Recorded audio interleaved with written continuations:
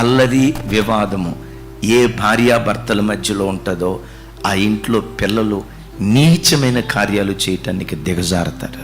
Hitler నియంత కారణం ఏంటో తెలుసా? అమ్మా నాన్నల బంధం సరిగ్గా ఉండేది కాదట.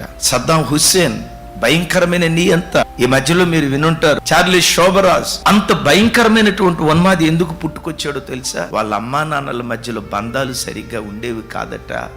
ఆ ఉన్మాది తల్లిదండ్రుల కడుపును పుట్టినవాడు భయంకరమైన ఉన్మాదిగా మారిపోయాడు. బిడ్డలారా, నీ పిల్లలు నీ వలన పాడైపోయాము అన్న మాట అనకూడదు. ఇప్పుడు వాళ్ళ నోట ఇప్పుడు వచ్చినా నువ్వు చనిపోయిన తర్వాత కూడా నాకు ఈరోజు ఈ నీతి విలువలు నాకు వచ్చాయంటే నా తల్లిదండ్రుల పెంపకమే దీనికి కారణమయ్యా.